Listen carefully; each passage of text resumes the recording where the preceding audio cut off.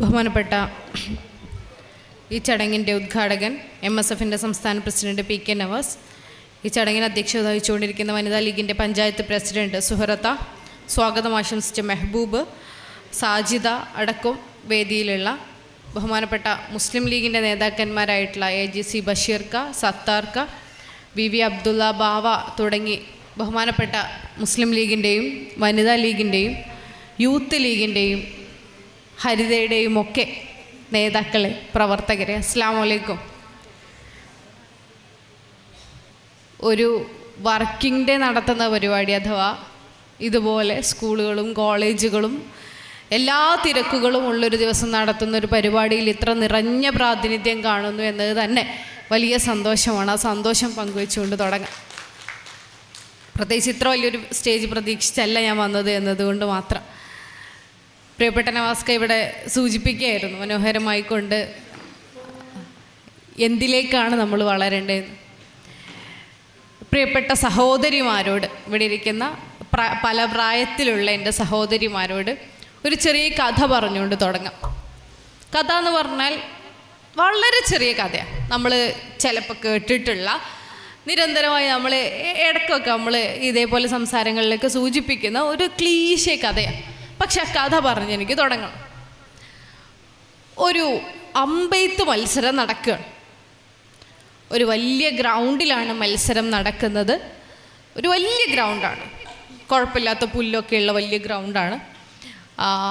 അതിനപ്പുറത്തൊരു കുറേ മരങ്ങളുണ്ട്, മാവുണ്ട്, പ്ലാവുണ്ട്, തെങ്ങുണ്ട്, ഇങ്ങനെ കുറേ മരങ്ങൾ അപ്പുറത്തുണ്ട്. ഈ മാവിൻ്റെ മുകളിൽ കുറേ മാങ്ങയൊക്കെ ഉണ്ട് തോന്നുന്നു. അതിൻ്റെ കൂട്ടത്തിലൊരു കിളീൻ്റെ കോലം വെച്ചിട്ടുണ്ട്. ഈ കിളീനെ വെടിവെച്ച് അമ്പ് ചെയ്ത് വീഴ്ത്തണം. ഇതാണ് മത്സരം. മത്സരം മനസ്സിലായോ? അപ്പോൾ ഈ കിളീനെ അമ്പ് ചെയ്ത് വീഴ്ത്തണം. ഇതാണ് മത്സരം, അമ്പെയ്ത്ത് മത്സരം. പരിശീലകനുണ്ട്, കുറേ പരിശീലിച്ചു കൊണ്ടിരിക്കുന്ന, മത്സരത്തിന് തയ്യാറായി വന്ന ആളുകളുണ്ട്. അങ്ങനെ ഇരിക്കെ മത്സരം തുടങ്ങുമ്പോൾ പരിശീലകൻ ഓരോരുത്തരെ അടുത്തേക്ക് വിളിച്ചൊരു പോയിന്റ് വരച്ചിട്ടുണ്ട്. ഈ പോയിന്റിൽ നിൽക്കാൻ പറഞ്ഞു. പോയിന്റിൽ നിന്നിട്ട് ഇതിനിങ്ങനെ അമ്പ് ചെയ്ത് വീഴ്ത്തണം. ഇതാണ് നമ്മളെ പരിപാടി. അമ്പ് ചെയ്ത് വീഴ്ത്തുന്നതിന് മുമ്പ് ഓരോരുത്തരും വന്ന് പോയിന്റിൽ നിൽക്കും. പോയിന്റിൽ നിൽക്കുമ്പോൾ പരിശീലകൻ ചോദിച്ചു, ഒന്നാമത്തെ ആളോട് ചോദിച്ചു, നീ എന്താണ് കാണുന്നത്? പറഞ്ഞത്, ആ ഗ്രൗണ്ട് കാണുന്നുണ്ട്, പോയിക്കോ. ഇതൊന്നും അടുത്ത ചോദ്യമില്ല. രണ്ടാമത്തെ ആൾ വന്നു, നീ എന്താണ് കാണുന്നത്? പറഞ്ഞു, ഗ്രൗണ്ടിൻ്റെ അപ്പുറത്ത് മാവ്. പോയിക്കോ, ഈ മത്സരത്തിനില്ല, ഡിസ്ക്വാളിഫൈഡ്, ഇവനെ പിരിച്ചു വിട്ടു. മൂന്നാമത്തെ ആൾ വന്നു. മൂന്നാമത്തെ ആളോട് ചോദിച്ചു, നീ എന്താണ് കാണുന്നത്? മരം കാണുന്നുണ്ട്, മരത്തിൻ്റെ മുകളിൽ മാങ്ങ കാണുന്നുണ്ട്, ഇയാളെയും പിരിച്ചു വിട്ടു. വേണ്ട, മത്സരത്തിന് പങ്കെടുക്കാൻ നിനക്ക് യോഗ്യതയില്ല, പോയിക്കോ. ഇങ്ങനെ കുറേ പേര് വന്നു. ഇയാൾ എല്ലാവരോട് ചോദിച്ചുകൊണ്ടിരിക്കുന്ന ഈ ചോദ്യം തന്നെയാണ്. മത്സരം നടത്തുന്നില്ല, ചോദ്യം ചോദിക്കുക, നീ എന്താണ് കാണുന്നത് എന്ന് ചോദ്യം ചോദിച്ചുകൊണ്ടിരിക്കുക. അവസാനത്തെ ആളല്ല, ഒരു 5-ാമത്തെയോ 6-ാമത്തെയോ ഊഴത്തിലുള്ള ആൾ വന്നു. അവനോട് ചോദിച്ചു, നീ എന്താണ് കാണുന്നത്? ഞാനൊരു കിളിയുടെ കണ്ണ് കാണുന്നു എന്ന് പറഞ്ഞു. ആ മരത്തിൽ തൂക്കിയിട്ടിരിക്കുന്ന കിളിയുടെ രൂപത്തിലുള്ള ഒരു സാധനം ഉണ്ട്. അതിൻ്റെ കണ്ണിലേക്കാണ് നമ്മൾ അമ്പ് ചെയ്യേണ്ടത്. ഇവനോട് ചോദിച്ചപ്പോൾ ഇവൻ കൃത്യമായി പറഞ്ഞു, ഞാൻ കിളിയുടെ കണ്ണ് മാത്രം കാണുന്നു എന്ന് പറഞ്ഞു. അവൻ ഗ്രൗണ്ട് കാണുന്നില്ല, മരം കാണുന്നില്ല, മാങ്ങ കാണുന്നില്ല, ഇവനൊന്നും കാണുന്നില്ല. ഇവൻ കാണുന്നത് ഒരേ ഒരു കാഴ്ചയാണ്. ഇവൻ കാണുന്ന കാഴ്ച മരത്തിൽ തൂക്കിയിട്ടിരിക്കുന്ന കിളിയുടേതിന് സമാനമായൊരു രൂപവും അതിൻ്റെ കണ്ണുമാണ്. ആ കണ്ണിലേക്കാണ് ഇവൻ അമ്പ് ചെയ്ത് വീഴ്ത്തേണ്ടത്. ഇവൻ കണ്ടത് അതാണ്. ആ കാഴ്ച അതായതുകൊണ്ട് തന്നെ പരിശീലകൻ പറഞ്ഞു, അമ്പ് ചെയ്തോളൂ എന്ന് പറഞ്ഞു. ഒരൊറ്റ വിടല, കറക്റ്റായി അത് ആ കിളിയുടെ കണ്ണിൽ തന്നെ കൊണ്ടു. കഥയാണ്. കഥ പറയുമ്പോൾ ഒരു ഗുണപാഠം പറഞ്ഞ് അവസാനിപ്പിക്കുക എന്നുള്ളതാണ് കഥയുടെ രീതി. ഇനി എന്താണ് ഗുണപാഠം എന്ന് ഇവിടെ വന്നിരിക്കുന്ന കഥ പറഞ്ഞു കൊടുക്കുന്ന ഉമ്മമാരോട് ഞാൻ പറയാൻ പോകുന്നത് ഈ കഥയുടെ ഗുണപാഠമാണ്.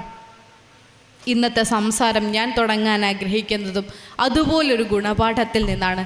നിങ്ങൾ എന്ത് കാണുന്നു എന്നതിന് നിങ്ങൾക്കൊരു ഉത്തരമുണ്ടോ എന്ന ചോദ്യമാണ് എൻ്റെ ഗുണപാഠം.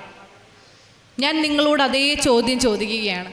നിരന്തരമായി ഒരു ജീവിതം ജീവിച്ചു കൊണ്ടിരിക്കുന്ന, നിരന്തരമായി നിങ്ങളുടെ വീടിനകത്തും പുറത്തും പണികളിൽ ഏർപ്പെട്ടുകൊണ്ടേയിരിക്കുന്ന, നിങ്ങൾക്ക് വേണ്ടി, നിങ്ങളുടെ കുടുംബത്തിന് വേണ്ടി, അതിൻ്റെ സന്തോഷത്തിനു വേണ്ടി അഹോരാത്രം പരിശ്രമിച്ചു കൊണ്ടിരിക്കുന്ന പ്രിയപ്പെട്ട സ്ത്രീകളെ, ഉമ്മമാരെ, നിങ്ങൾ ജീവിതത്തെക്കുറിച്ച് ഓർക്കുമ്പോൾ നിങ്ങൾ കാണുന്ന കാഴ്ച എന്താണ്? നിങ്ങളുടെ ജീവിതത്തെക്കുറിച്ച് ഞാൻ നിങ്ങളോടൊരൊറ്റ വാക്കിൽ ഉത്തരം പറയുമ്പോൾ നിങ്ങൾ നിങ്ങളുടെ ജീവിതത്തെ കാണുന്ന കാഴ്ച എന്താണ്? ഏത് കാഴ്ചയിലൂടെയാണ് നിങ്ങൾ നിങ്ങളുടെ ജീവിതത്തെ അവതരിപ്പിക്കാൻ പോകുന്നത്? നിങ്ങൾ എന്താണ് എന്ന് ചോദിക്കുമ്പോൾ നിങ്ങൾ കാണുന്ന കാഴ്ച എന്താണ്? നിങ്ങളെക്കുറിച്ച് നിങ്ങൾ കാണുന്ന കാഴ്ച എന്താണ്? പാത്രങ്ങളാണോ? ഭക്ഷണം ഉണ്ടാക്കുന്നതാണോ? നല്ല വസ്ത്രം ധരിക്കുന്നതാണോ? നല്ല ഫോട്ടോ എടുക്കുന്നതാണോ? അത് സ്റ്റാറ്റസ് ഇടുന്നതോ സ്റ്റോറി ആക്കുന്നതോ? ഇതിനൊക്കെ അപ്പുറത്തേക്ക് ഇൻസ്റ്റഗ്രാമിലോ ഫേസ്ബുക്കിലോ നമ്മൾ പ്രദർശിപ്പിക്കാൻ ആഗ്രഹിക്കുന്ന ഒരു ചിത്രമാണോ? എന്താണ് നിങ്ങൾ കണ്ടുകൊണ്ടിരിക്കുന്ന നിങ്ങളുടെ ചിത്രം? ഈ ദിവസത്തിൻ്റെ ഒടുവിൽ ഞാൻ എവിടെ എത്തിച്ചേരണം എന്ന ചോദ്യത്തിന് എന്താണ് നിങ്ങളുടെ മനസ്സിലുള്ള ഉത്തരം? സ്റ്റാറ്റസ് പറഞ്ഞപ്പോഴേ ഊറിച്ചിരിക്കുന്ന മനുഷ്യന്മാരെ എനിക്ക് കാണാൻ പറ്റുന്നുണ്ട്. നിങ്ങളുടെ ജീവിതം എന്താണ് എന്ന ചോദ്യത്തിന് നിങ്ങളുടെ ഉത്തരം ചെന്ന് നിൽക്കുന്ന പോയിൻ്റ് ഏതാണ് എന്നറിഞ്ഞാലേ എനിക്കൊരു തുടർ സംസാരം സാധ്യമാവുന്നുള്ളൂ. പലപ്പോഴും നമ്മൾ സ്ത്രീകളുടെ നിങ്ങളുടെ ജീവിതം എന്താണ്, നിങ്ങളുടെ ലക്ഷ്യം എന്താണ് എന്ന ചോദ്യത്തിന് ഈ ദിവസത്തെ അതിജീവിക്കുക എന്നൊരു ഉത്തരം ഉണ്ടാവുക. ഇങ്ങനെ അങ്ങ് പോട്ടെ, എന്താപ്പം നമുക്കൊരു കുഴപ്പം, നല്ലോണം പോവല്ലേ, ഇനി എന്താ അടുത്ത പരിപാടി, ഇനി എന്താ ഇത് കഴിയട്ടെ, അത് കഴിഞ്ഞിട്ട് എന്താ പരിപാടി, അത് കഴിയണില്ലല്ലോ, കഴിയാതെ ഇങ്ങനെ തുടർന്നുകൊണ്ടേയിരിക്കുകയാണല്ലോ. നാളെ നേരം വെളുക്കും, നാളെ ഭക്ഷണം ഉണ്ടാക്കും, നാളെ നന്നായി ഭക്ഷണം കഴിക്കും, നാളെ വളരെ നന്നായി ജീവിക്കും എന്ന് നമ്മൾ വിചാരിച്ചു കൊണ്ടേയിരിക്കുന്നു. ഒരു പ്രശ്നം നമ്മുടെ വീട്ടിൻ്റെ ഉള്ളിലേക്ക് കയറി വരാൻ പോകുന്നില്ല. എൻ്റെ കാഴ്ചയുടെ പരിധി എന്ന് പറയുന്നത് എൻ്റെ വീടിൻ്റെ മതിൽക്കെട്ടാണ് എന്ന് നിശ്ചയിച്ചിരിക്കുന്ന ഭൂരിഭാഗം മനുഷ്യരുള്ള ദൗർഭാഗ്യവശാൽ ഒരു കൂട്ടമായി നമ്മൾ മാറിക്കൊണ്ടേയിരിക്കുകയാണ്. അക്കാലത്ത് കാഴ്ചകൾ പരിമിതപ്പെടുത്തരുത്. കാഴ്ചകളെ നിങ്ങളുടെ വീടിൻ്റെ മതിൽക്കെട്ടിനേക്കുള്ളിലേക്ക് ഒതുക്കി നിർത്തരുത്. കാഴ്ചകളെ നിങ്ങളുടെ കണ്ണട വെച്ചാൽ കാണാത്ത വിധം പരിമിതപ്പെടുത്തരുത് എന്ന് പറയാനാണ് ആദ്യത്തെ ഉദ്ഘാടന ഭാഷണത്തിൻ്റെ തുടർച്ചയായിക്കൊണ്ട് ഞാനും ആഗ്രഹിക്കുന്നത്. നമുക്ക് കുറച്ചുകൂടി വിശാലമായിട്ട് ഈ ലോകത്തെ കാണാൻ സാധിക്കും. നിങ്ങൾ കണ്ടുകൊണ്ടിരിക്കുന്ന, നിങ്ങളിപ്പോൾ ഉപയോഗിച്ചു കൊണ്ടിരിക്കുന്ന തുരുമ്പ് പിടിച്ച കണ്ണട മാറ്റിക്കഴിഞ്ഞാൽ ഒരു നല്ല കണ്ണട ഞാൻ ഇന്ന് നിങ്ങൾക്ക് വെച്ച് തരാം. ആ നല്ല കണ്ണട വെച്ചാൽ നിങ്ങൾക്ക് കുറച്ചുകൂടി വ്യക്തതയോടുകൂടി ജീവിതത്തെ കാണാൻ സാധിക്കും. ആ വ്യക്തത എന്ന് പറയുന്നത് നിങ്ങളുടെ മുന്നിൽ ഫിൽറ്റർ ഇട്ടൊരു കണ്ണട തരും എന്നുള്ളതല്ല, പകരം പേർപ്പസ് ഓഫ് ലൈഫ്, നിങ്ങളുടെ ജീവിതത്തിൻ്റെ ഉദ്ദേശം എന്താണ് എന്ന ചോദ്യത്തിനൊരു ഉത്തരമാവാൻ ഈ കൂട്ടത്തിന് സാധിക്കുമെന്ന ആത്മവിശ്വാസമാണ്. ഇത് ഏറ്റവും മനോഹരമായി മുസ്ലിം ലീഗിൻ്റെയും വനിതാ ലീഗിൻ്റെയും പ്രവർത്തനങ്ങൾ നടന്നു പോരുന്നൊരു പഞ്ചായത്താണ്. നിങ്ങളുടെ സഹകരണം കൊണ്ട് മാത്രം മാസം 8 ലക്ഷത്തിലധികം രൂപ ചെലവ് വരുന്ന ഒരു CH സെൻറ്റർ അവിടെ നടന്നു പോകുന്നത് ഇന്ന് രാവിലെ ഈ വരുന്ന വഴിയെ ഞങ്ങൾ രണ്ടുപേരും കാണാനിടയായി. അതിശയം തോന്നുന്നു. ഒരു പഞ്ചായത്തിനകത്ത് ഇത്രയധികം ചെലവ് ഉണ്ടായിട്ടും ഒരു CH സെൻറ്റർ 10-12 വർഷമായിക്കൊണ്ട് ഇവിടുത്തെ മനുഷ്യർക്ക് സേവനം ചെയ്തു പോരുന്നു എന്നത് അതിശയമുണ്ടാക്കുന്ന കാഴ്ചയാണ്. മുസ്ലിം ലീഗ് രാഷ്ട്രീയത്തെ അറിയാവുന്ന ഒരാൾക്ക് അത് അത്ര അതിശയപ്പെടേണ്ട കാഴ്ച അല്ലെങ്കിൽ കൂടി ഒരു പഞ്ചായത്തിൻ്റെ ഉള്ളിലെ മനുഷ്യന്മാർ മാത്രം സംഘടിച്ച് ഇത്രയും വലിയ ഒരു പാലിയേറ്റീവ് പ്രവർത്തനങ്ങൾ, അതിനപ്പുറത്തേക്ക് സമാശ്വാസ പ്രവർത്തനങ്ങൾ നടത്തുന്നു എന്നത് ഭയങ്കര സംഭവമാണ്. അങ്ങനെയും വലിയ വിസ്മയങ്ങൾ സൃഷ്ടിക്കാൻ സാധിക്കുന്ന പ്രിയപ്പെട്ട സഹോദരിമാർക്ക് അവനവൻ്റെ ജീവിതത്തിലും അതുപോലൊരു വിസ്മയമായി തീരാൻ സാധിക്കണമെന്ന ആഗ്രഹം ഞങ്ങൾക്കുണ്ട്. ആരാണ് ഞങ്ങളെന്നോ? ഇന്ന് ഈ പരിപാടി സംഘടിപ്പിച്ച കൂട്ടരാണ് ഞങ്ങൾ. ആരാണ് ഈ പരിപാടി സംഘടിപ്പിച്ച കൂട്ടരെന്നോ? മുസ്ലിം ലീഗിൻ്റെ രാഷ്ട്രീയം മനസ്സിലാക്കുന്ന കൂട്ടരാണ് ആ കൂട്ടർ. അവരെ സംബന്ധിച്ചിടത്തോളം നമ്മുടെ ജീവിതം സാധാരണ മനുഷ്യരുടെ ജീവിതം പോലെ ഒഴുകി ഒഴുകി ഒഴുകി അങ്ങ് പതിച്ചാൽ പോരാ, പകരം ഒരു പേർപ്പസ് ഉള്ളതായിരിക്കണം, ഒരു ലക്ഷ്യമുള്ളതായിരിക്കണം. നമുക്ക് എത്തിച്ചേരാൻ ഒരു പോയിന്റ് വേണമെന്ന് അതിയായ ആഗ്രഹമുണ്ട്. ആ ആഗ്രഹത്തിലേക്ക് എൻ്റെ പ്രിയപ്പെട്ട സഹോദരിമാരെ നിങ്ങളും ഇല്ലേ എന്ന ചോദ്യത്തിൻ്റെ പ്രഖ്യാപനമാണ് ഇന്നത്തെ പരിപാടി. അത് തൃക്കരിപ്പൂര് പഞ്ചായത്ത് മുസ്ലിം ലീഗിൻ്റെ മാത്രം ആവശ്യമല്ല, യൂത്ത് ലീഗിൻ്റെ മാത്രം ആവശ്യമല്ല. കാലാകാലങ്ങളായി മുസ്ലിം ലീഗ് എന്ന് പറയുന്ന രാഷ്ട്രീയ പാർട്ടിയുടെ ആവശ്യമാണ്. പ്രിയപ്പെട്ട നവാസ്ക ഇവിടെ സൂചിപ്പിക്കുകയുണ്ടായി, എങ്ങനെയാണ് മുസ്ലിം ലീഗ് എന്ന് പറഞ്ഞ രാഷ്ട്രീയ പ്രസ്ഥാനം വലുതായതെന്ന്. മുസ്ലിം ലീഗ് സ്വാഭാവികമായും രാഷ്ട്രീയ കക്ഷിയാണ്. രാഷ്ട്രീയം എന്ന് പറയുമ്പോഴേ പലപ്പോഴും നമ്മൾ നെറ്റി ചുളിക്കും. ഇത് ഞങ്ങളെ കപ്പ് ഓഫ് ടീ അല്ല എന്ന് പറയും. ഇത് ഞങ്ങൾ ഏർപ്പാടല്ല, ഇത് എനിക്കുണ്ടാക്കി വെച്ച ചായ അല്ല, ഇത് മറ്റാർക്കോ ഇടാൻ വേണ്ടിയുള്ള ഷൂ ആണ്. എൻ്റെ ഷൂസ്, എൻ്റെ കാല ആ ഷൂസിൻ്റെ ഉള്ളിൽ കൊള്ളൂല എന്നൊക്കെ ചിലപ്പോൾ നമുക്ക് തോന്നിപ്പോവും. പക്ഷേ ഇത് എല്ലാവർക്കും പാകമാവുന്നൊരു ഷൂസാണ്. ഈ ഷൂസ് ഇടാണ്ട് മുന്നോട്ട് നടക്കുമ്പോൾ ജീവിതം ദുർഘടമാണ്. കല്ലും മുള്ളും കാലിൽ തറച്ചേക്കാം. ആ കല്ലിനെയും മുള്ളിനെയും അതിജീവിച്ചുകൊണ്ട് മുന്നോട്ട് പോകണമെങ്കിൽ ഒരു സുരക്ഷിത കവചം മനുഷ്യന് ആവശ്യമാണ്. ആ സുരക്ഷിത കവചമാണ് രാഷ്ട്രീയ പ്രവർത്തനം എന്ന് പറയുന്നത്. അല്ലാതെ രാഷ്ട്രീയ പ്രവർത്തനം എന്നുള്ളത് നമ്മൾ വിചാരിക്കുന്നത് കണക്കെ എന്തെങ്കിലും മോശപ്പെട്ട കാര്യമോ രസമില്ലാത്ത കാര്യമോ തമ്മിൽ തല്ലുകൂടാനുള്ളൊരു ഏർപ്പാടോ അല്ല. പകരം മനുഷ്യൻ്റെ ജീവിതത്തെ എളുപ്പമാക്കാനുള്ളൊരു സുരക്ഷിത കവചമാണ്. പ്രത്യേകിച്ച് ഇന്ത്യ പോലൊരു രാജ്യത്ത്. ഇന്ത്യ ഇന്ന് ഭരിച്ചുകൊണ്ടിരിക്കുന്നത് ഏതെങ്കിലും ഒരു രാജാവല്ല. രാജാവിൻ്റെ വീട്ടിലുള്ളവർക്ക് സുഖസുഷുപ്തിയിൽ ആഴാവുന്ന ഒരു രാജ്യവുമല്ല. ഇത് ഒരു ജനാധിപത്യ രാജ്യമാണ്. ഈ രാജ്യം ഭരിക്കുന്നത് നിങ്ങൾ തിരഞ്ഞെടുക്കുന്ന മനുഷ്യരാണ്. നിങ്ങൾ തിരഞ്ഞെടുക്കുന്ന മനുഷ്യർ നിങ്ങളുടെ അഭിപ്രായം പോയി പറയാനുള്ള നിയമനിർമ്മാണശാലകളുള്ള രാജ്യമാണ്. നിങ്ങളുടെ അഭിപ്രായമാണ് ഈ രാജ്യത്ത് നിയമമായി പാസ്സായി വരേണ്ടത്. അങ്ങനെ വരാതിരിക്കുന്നുണ്ടെങ്കിൽ, ഇവിടെ എന്തെങ്കിലും പ്രശ്നം സംഭവിക്കുന്നുണ്ടെങ്കിൽ അതിനൊറ്റ കാരണമേ ഉള്ളൂ. ഈ രാജ്യത്ത് മന്ത്രിമാരെ നമുക്കറിയാം. മന്ത്രിമാരെ അറിഞ്ഞൂടെ? MLA മാരെയോ MP മാരെയോ നമുക്കറിയാം. രാജാവ് പോലൊരു അധികാരമുള്ളൊരു സ്ഥാനത്തെക്കുറിച്ച് പക്ഷേ നമുക്ക് കാണാൻ പറ്റുന്നില്ല. ജനാധിപത്യമായപ്പോൾ രാജാവ് എവിടെ പോയി ഒടിച്ചു എന്നൊരു ചോദ്യം ഉണ്ടാവും, സംശയം ഉണ്ടാവും. രാജാവ് തലകീഴായി മറിഞ്ഞ് പലരിലേക്ക് വ്യാപിച്ചതാണ്. കുറച്ചും കൂടി നന്നായി പറഞ്ഞാൽ മന്ത്രിയും MLAയും MP യും അവിടെ ഉണ്ടാവാം, രാജാവ് ഇരിക്കുന്നത് ഇവിടെയാണ്. എൻ്റെ മുന്നിലിരിക്കുന്ന ഈ സാധാരണക്കാരായ മനുഷ്യരാണ്, നിങ്ങളാണ് ഈ ജനാധിപത്യ പ്രക്രിയയിൽ രാജാവ്. രാജാവ് എന്ന് ഉപമിക്കുന്നതിനോട് പ്രശ്നമൊക്കെ ഉണ്ടാവും. പക്ഷെ അധികാരമുള്ള മനുഷ്യരാരാന്നറിയോ? അത് അവരല്ല. ഈ പഞ്ചായത്ത് മെമ്പറല്ല, ബ്ലോക്ക് മെമ്പറല്ല. അധികാരം കിടക്കുന്നത് MLAയിലോ MP യിലോ പ്രധാനമന്ത്രിയിലോ അല്ല. അധികാരം കിടക്കുന്നത് ജനങ്ങളിലാണ്. ജനങ്ങൾ അത് തിരിച്ചറിയാത്ത കാലത്താണ് ഈ നാട്ടിൽ കലഹങ്ങൾ ഉണ്ടാവുന്നത്, കലാപങ്ങൾ ഉണ്ടാവുന്നത്, പ്രശ്നമുണ്ടാവുന്നത്. ജനങ്ങൾ നിങ്ങളുടെ ശക്തിയെക്കുറിച്ച് തിരിച്ചറിഞ്ഞാൽ അക്കണ്ട പ്രശ്നങ്ങളൊക്കെ ഈ രാജ്യത്ത് നിന്ന് ഇല്ലാതാക്കാൻ നമുക്ക് എളുപ്പം സാധിക്കും. പ്രശ്നം കിടക്കുന്നത് നമ്മൾ നമ്മുടെ അധികാരം തിരിച്ചറിയാത്തതിലാണ്. ഇന്ത്യ പോലൊരു ജനാധിപത്യ രാജ്യത്ത് ആത്യന്തികമായ ഒരു മനുഷ്യന് വേണ്ടത് തൻ്റെ അധികാരം തിരിച്ചറിയുക എന്നതാണ്. പ്രിയമുള്ള സ്ത്രീകളെ, നിങ്ങൾ നിങ്ങളുടെ ജീവിതത്തിൽ ചെയ്തുകൊണ്ടിരിക്കുന്ന എല്ലാ ഉത്തരവാദിത്വങ്ങൾക്കും ഇഷ്ടങ്ങൾക്കും പാഷനിനും ഒക്കെ അപ്പുറത്തേക്ക് നിങ്ങൾ നിങ്ങളുടെ അധികാരത്തെ ആദ്യം തിരിച്ചറിയുക. ഇതൊരു ജനാധിപത്യ രാജ്യമാണെന്നും ജനാധിപത്യ രാജ്യത്ത് തീരുമാനങ്ങൾ എടുക്കേണ്ടുന്ന അധികാരികൾ നിങ്ങളാണെന്നും തിരിച്ചറിയുക. നിങ്ങൾക്കറിയോ, നമ്മൾ ഈ സംസാരിക്കുന്ന സമയത്ത് ഒരു നമ്മളെയൊക്കെ ചർച്ച വേറെ കുറേ ആയിരിക്കും. പക്ഷേ ഈ രാജ്യത്തെ ഏറ്റവും വലിയ ചർച്ച എന്താണെന്നറിയോ? ഇന്നലെ അടക്കം പാർലമെൻറ്റ് കത്തിക്കൊണ്ട് ചർച്ച ചെയ്തുകൊണ്ടിരിക്കുന്ന വിഷയം എന്താണെന്നറിയോ? ഒരു രാജ്യം ഒരു തെരഞ്ഞെടുപ്പ് എന്നുള്ളതാണ്. ഇപ്പം നിങ്ങൾക്കറിയാലോ, അടുത്ത കൊല്ലം പഞ്ചായത്ത് തെരഞ്ഞെടുപ്പ് വരും നമ്മുടെ നാട്ടിൽ. അടുത്ത കൊല്ലം പഞ്ചായത്ത് തെരഞ്ഞെടുപ്പ് വരും, അഥവാ തദ്ദേശ സ്വയംഭരണ സ്ഥാപനങ്ങളിലേക്കുള്ള തെരഞ്ഞെടുപ്പ് വരും. അവിടെ എന്തൊക്കെ ചർച്ചയാവും?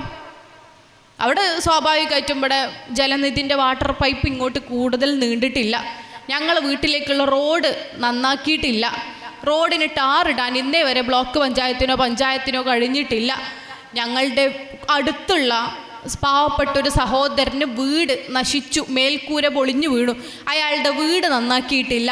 ഇതൊക്കെയാണ് തദ്ദേശ സ്വയംഭരണ തെരഞ്ഞെടുപ്പിൽ, പഞ്ചായത്ത് തെരഞ്ഞെടുപ്പിൽ ചർച്ചയാവും അല്ലേ? സ്വാഭാവികമായും പഞ്ചായത്ത് തെരഞ്ഞെടുപ്പിൽ അതാണ് ചർച്ചയാവേണ്ടത്. അത് ചർച്ചയാവും. ആരാണോ നല്ല വീടുണ്ടാക്കി കൊടുത്തത്, ആരാണോ നല്ല വെള്ളം പോലെയുള്ള അടിസ്ഥാന സൗകര്യങ്ങൾ ഉണ്ടാക്കി കൊടുത്തത്, അവർക്ക് ജനങ്ങൾ വീണ്ടും ഒരു അവസരം നൽകും. വീണ്ടും ആ കക്ഷി അധികാരത്തിലേറി അവർ ചിലപ്പോൾ പഞ്ചായത്തോ ബ്ലോക്ക് പഞ്ചായത്തോ ജില്ലാ പഞ്ചായത്തോ ഭരിക്കും. അതും കഴിഞ്ഞ് പിറ്റത്തെ വർഷമാണ് നമുക്ക് MLA മാരെ തിരഞ്ഞെടുക്കാനുള്ള തിരഞ്ഞെടുപ്പ് വരുന്നത്. അറിയുന്നുണ്ടോ? അത് കഴിഞ്ഞാൽ ഇത് അടുത്ത MLA-മാരെ തിരഞ്ഞെടുക്കാനുള്ള തിരഞ്ഞെടുപ്പ് വരാനായി, വലിയ സമയമൊന്നും വേണ്ട. എന്ന് വെച്ചാൽ നമ്മുടെ കേരളത്തിലെ നിയമസഭകളിലേക്കുള്ള തിരഞ്ഞെടുപ്പ് വരും. നിയമസഭകളിൽ തിരഞ്ഞെടുപ്പ് വരുമ്പോൾ നമ്മുടെ നാട്ടിലൊരു MLA-നെ തിരഞ്ഞെടുക്കുമ്പോൾ എന്തൊക്കെയാണ് ചർച്ചയാവുക? ഇവിടെയുള്ള ഏറ്റവും വലിയ പ്രശ്നം ഞാൻ കേട്ടിട്ടുള്ളത്, ഇവിടെയുള്ള ഈ പറഞ്ഞ പോലെ നിയമസഭാ തിരഞ്ഞെടുപ്പിൽ ഏറ്റവും വലിയ ചർച്ച എൻ്റെ പുരയിലെ കല്യാണത്തിനോ വന്നിട്ടില്ല എന്നുള്ളതാണ് ഞാൻ കേട്ടത്. ചിലപ്പോൾ എൻ്റെ പ്രശ്നമായിരിക്കും. അത് ചർച്ചയാവാം, ജനങ്ങളുമായി എത്രത്തോളം ഇടപഴകുന്ന ഒരു ജനപ്രതിനിധിയാണ് എന്നത്. അതിനപ്പുറത്തേക്ക് കേരളം എന്ന് പറയുന്ന സംസ്ഥാനത്ത് വന്നിട്ടുള്ള വികസനങ്ങൾ ചർച്ചയാവും. കേരളത്തിൽ നല്ല വ്യവസായങ്ങൾ ഉണ്ടായോ? പഠിക്കാൻ നല്ല സൗകര്യങ്ങൾ ഉണ്ടായോ? പഠിക്കാൻ പോയ കുട്ടികൾക്ക് തെരുവിൽ സമരം ചെയ്യേണ്ടതായ സാഹചര്യം വന്നോ? ഗതാഗത സൗകര്യങ്ങൾ നല്ലതാണോ? വികസനമുണ്ടായോ? എന്ന കുറേ കാര്യങ്ങൾ ചർച്ചയിൽ വരും സ്വാഭാവികമായും. അങ്ങനെ ജനങ്ങളൊരു മാർക്കിടും, ഈ നാട് ഭരിക്കാൻ ഏറ്റവും നല്ല കക്ഷി ഇവരാണ്, അതുകൊണ്ട് നമ്മൾ ചിലപ്പോൾ അവർക്ക് വോട്ട് ചെയ്യും, അല്ലെങ്കിൽ ഇവർക്ക് വോട്ട് ചെയ്യും. അങ്ങനെ അവിടെ ആരാണോ അധികാരത്തിൽ വരാൻ പോകുന്നത് ആ മനുഷ്യന്മാർ അധികാരത്തിൽ വരും. അങ്ങനെ കേരളത്തിലെ നിയമസഭയിലേക്കും തെരഞ്ഞെടുപ്പ് കഴിഞ്ഞു. പാർലമെൻറ്റ് തെരഞ്ഞെടുപ്പ് ഇപ്പോൾ കഴിഞ്ഞിട്ടുള്ളൂ. ഒരു കൊട്ടിക്കലാശം കഴിഞ്ഞ് നമ്മളൊന്നും നിവർന്നു നിന്നിട്ടില്ല. പാർലമെൻറ്റൊക്കെ തുടങ്ങിയിട്ടേ ഉള്ളൂ. വിൻ്റർ സെഷൻ തുടങ്ങുന്നേ ഉള്ളൂ, ഫസ്റ്റ് വിൻ്റർ സെഷൻ. അങ്ങനെ അതും കഴിഞ്ഞ് 2-3 വർഷം കഴിയുമ്പോഴേ പിന്നെന്ത് ചെയ്യും? പാർലമെൻറ്റിലേക്ക് തിരഞ്ഞെടുപ്പ് വരും. പാർലമെൻറ്റ് തിരഞ്ഞെടുപ്പ് അഥവാ ഇന്ത്യ എന്ന് പറയുന്ന രാജ്യം ആര് ഭരിക്കണം എന്ന തിരഞ്ഞെടുപ്പ് വരുമ്പോൾ എന്താ ചർച്ചയാവുക? ഇപ്പോൾ ഒരു പാർലമെൻറ്റ് തിരഞ്ഞെടുപ്പ് കഴിഞ്ഞിട്ടേ ഉള്ളൂ. കഴിഞ്ഞ പാർലമെൻറ്റ് തിരഞ്ഞെടുപ്പിൽ എന്തായിരുന്നു ഇന്ത്യ ഒട്ടാകെ നടന്ന ചർച്ച? ഇന്ത്യ എന്ന് പറയുന്ന രാജ്യത്തെ കഴിഞ്ഞ 10 വർഷമായി BJP എന്ന് പറയുന്ന നരാധമന്മാരായ ഒരു കൂട്ടർ ഭരിച്ചുകൊണ്ടിരിക്കുകയാണ്. ഇന്ത്യയിൽ സാധാരണക്കാരായ മനുഷ്യർ സന്തോഷത്തോടെയും സ്നേഹത്തോടെയും കഴിഞ്ഞു വന്ന ദേശത്ത് ജാതിയുടെയും മതത്തിൻ്റെയും പേര് പറഞ്ഞ് മനുഷ്യന്മാരെ കൊല്ലുകയാണ്. നീ മുസ്ലിമാണോ എന്ന കിടക്ക് എന്ന് പറഞ്ഞു അവനെ തല്ലാൻ അവരുടെ ടീച്ചർമാർ കുട്ടികളെ പഠിപ്പിക്കുകയാണ്. നീ ദളിതനായ മനുഷ്യനാണോ എന്നാൽ നിനക്കിവിടെ കല്യാണം കഴിക്കാൻ പോലും അർഹതയില്ല എന്ന് പറഞ്ഞ് കല്യാണ വേഷത്തിൽ ആ മനുഷ്യനെ ചവിട്ടി കൊല്ലുകയാണ്, മൂത്രം കുടിപ്പിക്കുകയാണ്. ഇന്ത്യയിലെ പുതിയ കാല സാഹചര്യങ്ങൾ ഇതാണ്. അതിനൊക്കെ പ്രോത്സാഹനം നൽകുന്ന കൂട്ടരാണ് ഈ BJP-ക്കാർ. അതുകൊണ്ട് തന്നെ ഈ നാട്ടിൽ വർഗീയതയെ തുരത്തുക, ജനാധിപത്യത്തെ പുനഃസ്ഥാപിക്കുക, എല്ലാ മനുഷ്യർക്കും അവകാശങ്ങളുണ്ട് എന്ന് കരുതുന്ന ഇന്ത്യ മുന്നണി പോലെയൊരു മുന്നണിക്ക് നമുക്ക് അധികാരം നൽകണമെന്നുള്ളതായിരുന്നു പാർലമെൻറ്റ് തെരഞ്ഞെടുപ്പിലെ ചർച്ച. അഥവാ ഇന്ത്യ ആര് നയിക്കണമെന്ന ചോദ്യത്തിൻ്റെ ഉത്തരം വർഗീയത പുറത്ത്, മതനിരപേക്ഷത അകത്ത് എന്നതായിരുന്നു. അങ്ങനെ പാർലമെൻറ്റ് തെരഞ്ഞെടുപ്പിൽ വേറൊരു ചർച്ച വരും. ആ ചർച്ചയിൽ ഏതാണോ നല്ല മാർക്കുള്ള കക്ഷി എന്ന് നോക്കിയിട്ട് നമ്മൾ ആ കക്ഷിക്ക് വോട്ട് ചെയ്യും. നമ്മളെയൊക്കെ ഒരു ഭാഗ്യം കൊണ്ട്, ഒരു പരിധി വരെ ഭാഗ്യം കൊണ്ട് BJP എന്ന് പറയുന്ന രാഷ്ട്രീയ കക്ഷിക്ക് ഇന്ന് ഇന്ത്യ ഒറ്റയ്ക്ക് ഭരിക്കാൻ പറ്റുന്നില്ല. ഒരു പരിധി വരെ അവർ തോറ്റു എന്ന് തന്നെ പറയാം. രാഷ്ട്രീയ സമവാക്യങ്ങളൊക്കെ അങ്ങോട്ടോ ഇങ്ങോട്ടോ മാറുകയാണെങ്കിൽ ഈ രാഹുൽ ഗാന്ധി പ്രധാനമന്ത്രി ആവുന്നൊരു കാലം അതിവിദൂരമല്ലാതെ ചിലപ്പോൾ നമുക്ക് കാണാനും പറ്റിയേക്കാം. എന്ന് വെച്ചാൽ അതുപോലൊരു തെരഞ്ഞെടുപ്പിൽ അതാണ് ചർച്ച. ഇത്ര വലിയ കഥാപ്രസംഗം നടത്തി എന്തിനറിയോ? ആദ്യം പറഞ്ഞ പോയിന്റിലേക്ക് കൊണ്ടുവരാനാ. ഇങ്ങനെ പലകുറി തെരഞ്ഞെടുപ്പ് ഉണ്ടാവുമ്പോൾ പലകുറിയും പല വിഷയങ്ങളാണ് നമ്മൾ ചർച്ച ചെയ്യുക. അങ്ങനെയാണ് കേരളത്തിൻ്റെ ഇന്ത്യയുടെ ഫെഡറൽ സംവിധാനിക്കപ്പെട്ടിട്ടുള്ളത്. ഈ രാജ്യത്ത് കേന്ദ്രത്തിന് കുറേ നിയമങ്ങൾ കൈകാര്യം ചെയ്യാൻ കേന്ദ്രത്തിന് ഒരുപാട് അധികാരങ്ങളുണ്ട്. അത് കണക്കെ ഈ സംസ്ഥാനങ്ങളായിക്കൊണ്ട് കേരളം പോലെ സംസ്ഥാനങ്ങൾക്ക് ഒരുപാട് അവകാശങ്ങളുണ്ട്, അധികാരങ്ങളുണ്ട്. അത് കണക്കെ പ്രാദേശിക ഗവൺമെൻറ്റുകൾക്ക് അഥവാ പഞ്ചായത്തിന്, ബ്ലോക്ക് പഞ്ചായത്തിന്, ജില്ലാ പഞ്ചായത്തിന് അതിൻ്റേതായ അവകാശങ്ങൾ വേറെയുമുണ്ട്.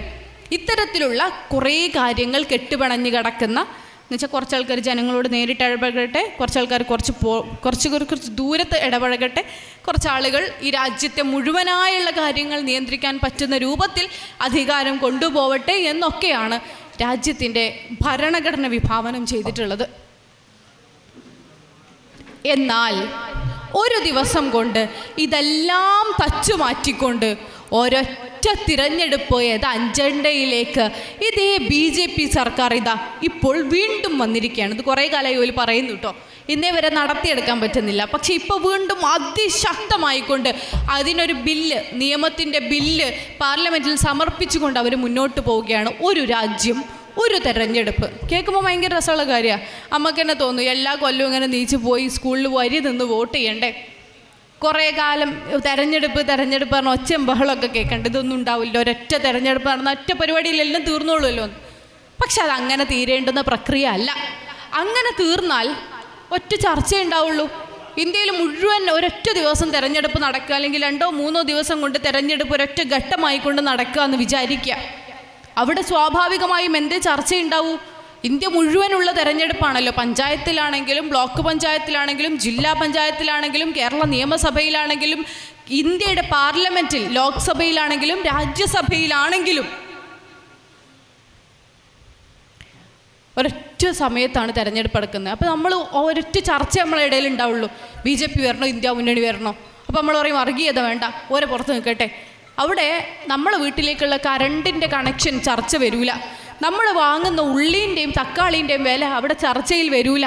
നമ്മുടെ വീട്ടിലേക്ക് റോഡ് നന്നാവാത്തത് അവിടെ ചർച്ചയിൽ വരില്ല. ഒരു സാധാരണക്കാരൻ്റെ ഏറ്റവും വലിയ പ്രശ്നം അടിസ്ഥാനപരമായ ഒരു വീടില്ലാത്തതാണ്. വീട് പൊളിഞ്ഞു പോയാൽ അത് നന്നാക്കാൻ സൗകര്യമില്ലാത്തതാണ്. അതവിടെ ചർച്ചയിൽ വരില്ല. നിങ്ങളുടെ അടിസ്ഥാന പ്രശ്നങ്ങളൊന്നും അവിടെ ചർച്ചയിൽ വരില്ല. അങ്ങനെ ഒരു വിഷയത്തിന് പോലും സ്കോപ്പില്ലാത്ത രൂപത്തിൽ ഒരൊറ്റ രാഷ്ട്രീയ പാർട്ടിയുടെ ആധിപത്യത്തിലേക്ക് ഇത് നയിക്കും. മെല്ലെ എങ്ങോട്ടാണ് കൊണ്ടുപോകുന്നതെന്നറിയോ? നമ്മൾ ഇതുവരെ പറഞ്ഞത് രാജാവ് നമ്മളാണ്, നമ്മളെ സേവിക്കുന്ന മന്ത്രിമാരാണ്, MLA-മാരാണ്, മെമ്പർമാരാണ്. ഇത് മാറ്റിയിട്ടൊരൊറ്റ തിരിച്ചിടല. ഒരൊറ്റ രാജാവ് മേലിലിരിക്കും. ഒരു തെരഞ്ഞെടുപ്പ് നടത്തും, ഒരു രാജാവ് മുകളിലിരിക്കും, അടിയിലൊക്കെ പ്രജകളുണ്ടാവും. ഇന്ന് വരെ നിങ്ങൾ രാജാവാണെങ്കിൽ നാളെ നിങ്ങളാരാ? പ്രജയോ അടിമയോ ആയി മാറിയേക്കാം. അതിനു വേണ്ടിയുള്ളൊരു നിയമമാറ്റത്തിന് ഈ പാർലമെൻറ്റ് ഒരുങ്ങുന്നുണ്ട്. നരേന്ദ്രമോദിയുടെ സർക്കാർ, പ്രധാനമന്ത്രിയായിട്ടുള്ള നരേന്ദ്രമോദിയുടെ സർക്കാർ, BJP സർക്കാർ അതിനൊരുങ്ങുന്നുണ്ട്. അതാണ് ഈ രാജ്യത്തെ ഏറ്റവും വലിയ ചർച്ച. നമ്മളറിയുന്നില്ലേ എത്ര പേര് വൺ ഇന്ത്യ വൺ എലക്ഷൻ അല്ലെങ്കിൽ ഒരു രാജ്യം ഒരു തെരഞ്ഞെടുപ്പ് എന്ന ക്യാമ്പയിനെ കുറിച്ച് കേട്ടു? ഞാൻ നിങ്ങൾ കേട്ടിട്ടില്ല എന്നൊന്നും പറയുന്നതല്ല.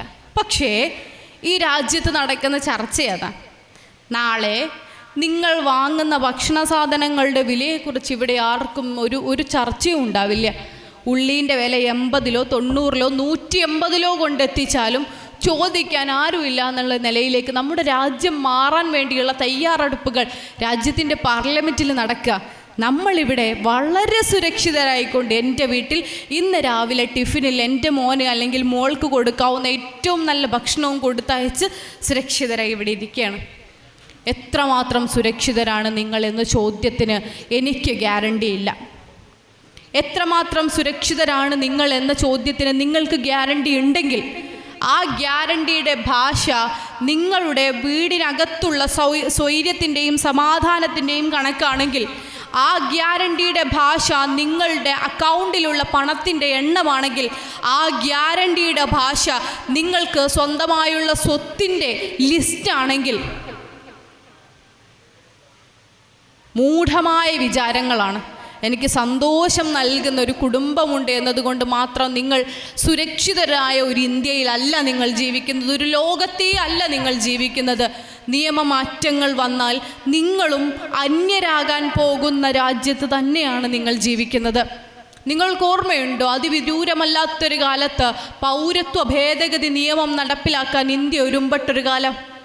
പൗരത്വ ഭേദഗതി നിയമം CAA, NRC എന്നൊക്കെ പറഞ്ഞ് പൗരത്വ ഭേദഗതി നിയമം നടപ്പിലാക്കാൻ ഇന്ത്യ ഒരുമ്പെട്ടൊരു കാലമുണ്ടായിരുന്നു. ഒരുപാട് പുറകിലല്ല, കുറച്ച് മാത്രം പുറകിൽ, വളരെ കുറച്ചു കാലം മാത്രം പുറകിൽ. ഒരു പക്ഷേ അന്ന് ഷഹീൻ ബാഗ് കെട്ടിയവരിൽ, അന്ന് മുദ്രാവാക്യം വിളിച്ചവരിൽ, അന്ന് സമരം നയിച്ചവരിൽ, അന്ന് ജയിലിൽ പോയവരിൽ ഇക്കൂട്ടത്തിലുള്ള സ്ത്രീകളും ഉണ്ടാവും. അന്ന് നമ്മൾ ഒരുമിച്ച് സമരം വിളിച്ചത് എന്തിനായിരുന്നു? ഈ രാജ്യത്ത് മതത്തിൻ്റെ പേര് നോക്കി നിങ്ങൾക്ക് എന്നെ പുറത്താക്കാൻ സാധിക്കില്ല എന്ന് പറഞ്ഞാണ് നമ്മൾ ഒരുമിച്ച് മുദ്രാവാക്യം വിളിച്ചത്. രാജ്യത്ത് നടപ്പാവാൻ പോകുന്ന നിയമമാറ്റം എന്തായിരുന്നു? ഈ രാജ്യത്ത് മതത്തിൻ്റെ പേര് നോക്കി, നിങ്ങൾ മുസ്ലിമാണോ, നിങ്ങൾ ഈ രാജ്യത്തുള്ള മനുഷ്യരേ അല്ല എന്ന് പറഞ്ഞൊരു നിയമമാറ്റം വരാൻ പോകുന്നു എന്നതായിരുന്നു. നിങ്ങൾ മുസ്ലിമാണോ, അത് മാത്രമാണ് മാനദണ്ഡം. നിങ്ങൾക്കിവിടെ സ്ഥലമുണ്ട്, നിങ്ങളെ വാപ്പാക്ക് ഇവിടെ സ്ഥലമുണ്ട്, നിങ്ങളെ വാപ്പാൻ്റെ വാപ്പ നാട്ടിൽ ഏറ്റവും വലിയ പ്രമാണിയായിരുന്നു, ഓല വീട്ടിലൊരു ആന ഉണ്ടായിരുന്നു എന്ന് പറഞ്ഞിട്ട് കാര്യമില്ല. നിങ്ങൾ ഈ നാട്ടുകാരനല്ല എന്ന് ഗവൺമെൻറ് സീല്, ആവശ്യം കുറച്ച് കൂടിപ്പോയില്ലേ, ആ ചാടിയത് എൻ്റെ ഫോണ്, ഗവൺമെൻറ് സീൽ ചെയ്ത് തരും എന്ന ആക്ഷനിലായിരുന്നു ഉദ്ദേശിച്ചത്. ഗവൺമെൻറ് സീൽ ചെയ്ത് നിങ്ങളെ കൈ തരാൻ പോവുക. അതിന് വലിയ പ്രശ്നമൊന്നുമില്ല. ഈ നാട്ടിൽ നിയമം കൊണ്ടത് നടപ്പിലായാൽ അത് നടപ്പിലാവുക തന്നെ ചെയ്യും.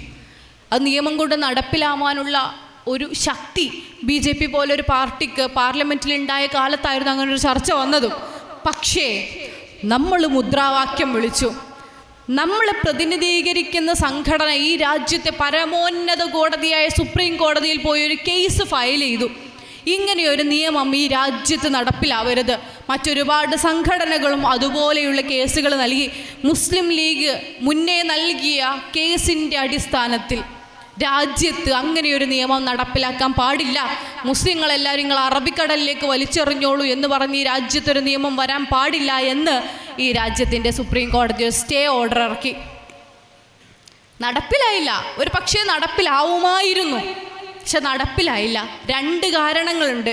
അതിലൊന്ന് നമ്മളെല്ലാവരും ഉറക്ക വിളിച്ച മുദ്രാവാക്യങ്ങളാണ്.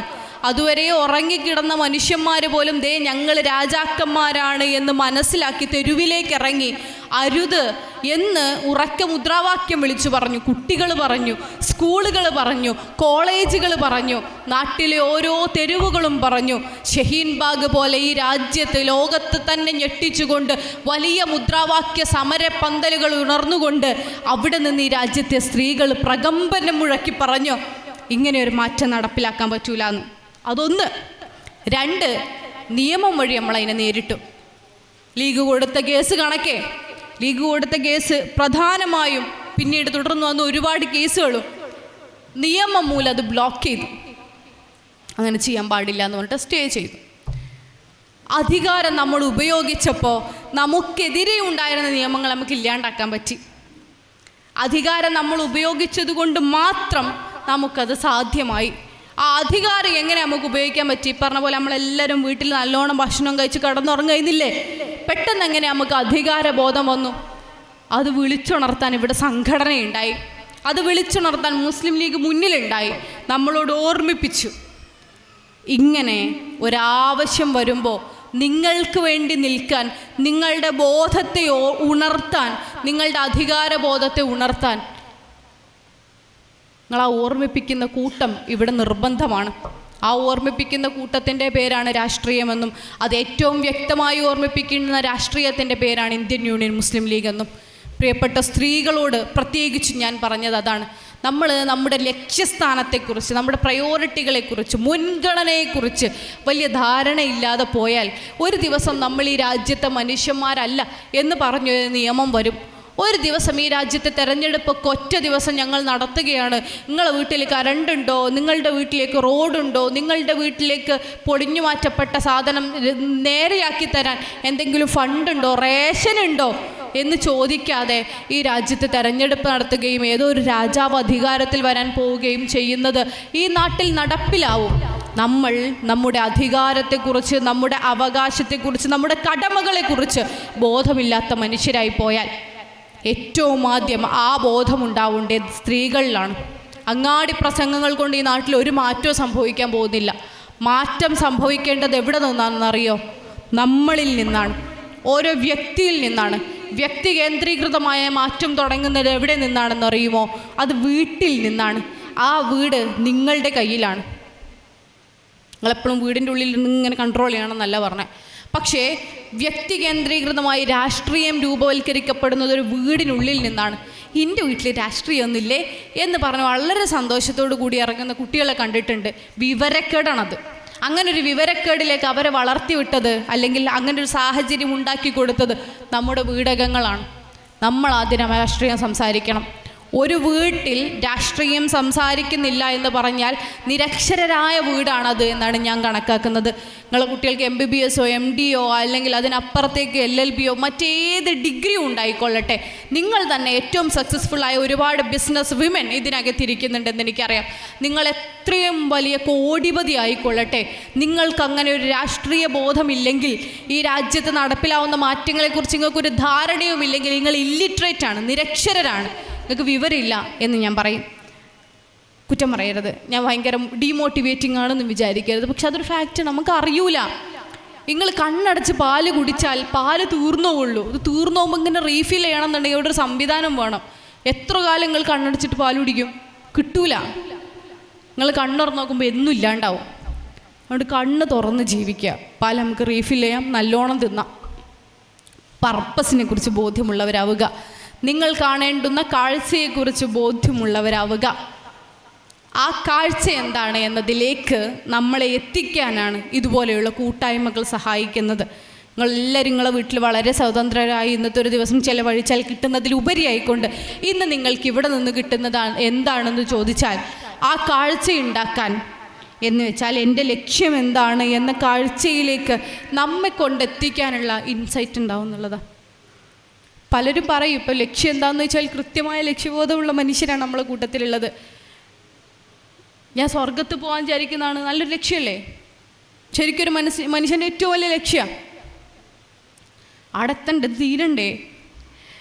പടച്ചോൻ തന്നെ പറഞ്ഞിട്ടില്ലേ എന്ന് വെച്ചാൽ നിങ്ങൾ എല്ലാ സമയവും എനിക്ക് ദിക്റല് ചെയ്യുന്നതിനപ്പുറത്തേക്ക് എനിക്ക് സന്തോഷം നിങ്ങളുടെ കൂട്ടത്തിലുള്ള മനുഷ്യരെ സഹായിക്കലാണെന്നുള്ളത്. നിങ്ങൾ സലാത്തും ചൊല്ലിയിരിക്കുന്ന ഭയങ്കര നല്ല കാര്യമായിരിക്കും, പക്ഷെ അതുപോലെ തന്നെ നല്ല കാര്യമാണ്, ചിലപ്പോൾ അതിനേക്കാൾ നല്ല കാര്യമാണ് നിങ്ങളുടെ കൂട്ടത്തിൽ നിങ്ങളുടെ സഹോദരന്മാരിൽ നിങ്ങളുടെ സഹായം ആവശ്യപ്പെടുന്നവരിലേക്ക് നിങ്ങൾ എത്തിച്ചേരുക എന്നുള്ളത്. അതൊരു രോഗിയായിരിക്കാം, അത് സാമ്പത്തികമായ സഹായം ആവശ്യമുള്ളവരായിരിക്കാം, അത് വിവാഹം പോലെയുള്ള ചടങ്ങുകൾക്ക് ബുദ്ധിമുട്ടി നിൽക്കുന്ന മനുഷ്യരായിരിക്കാം, രാഷ്ട്രീയ പ്രശ്നം അനുഭവിക്കുന്ന മനുഷ്യരായിരിക്കാം. ഒരു ജോലി ഇല്ല എന്ന് പറയുന്നത് ഭയങ്കര പ്രശ്നമല്ലേ? അത് നമ്മൾ ഇതിൽ കൂട്ടൂല. നമ്മൾ ചിലപ്പോൾ വിചാരിക്കും ഭയങ്കര പാലിയേറ്റീവ് പ്രവർത്തനങ്ങളിലൊക്കെ ചെറുതാക്കി കാണുമല്ല. ഇടപെടുക എന്നുള്ളതാണ് നമ്മൾ സഹായിക്കാനുള്ളൊരു വഴി. അത് സഹായിക്കാനുള്ളൊരു വഴിയാണ്. അതോടൊപ്പം നമ്മളെ നാട്ടിൽ തൊഴിലില്ലായ്മ രൂക്ഷമാവുന്നു. അത് ഭയങ്കര പ്രശ്നമാണ്. അത് നമ്മൾക്ക് കാണാൻ പറ്റാത്ത ഒരു വൈകല്യത്തിലേക്ക് നമ്മൾ നയിക്കും. പൈസ വേണ്ടേ ജീവിക്കാൻ? തൊഴിലില്ലായ്മ രൂക്ഷമാവുന്നു. തൊഴിൽ സൗഹൃദപരമായ ഒരു അന്തരീക്ഷം നേടിയെടുക്കുക എന്ന് പറയുന്നത് രാഷ്ട്രീയത്തിലൂടെ മാത്രം സാധ്യമാവുന്ന ഒന്നാണ്.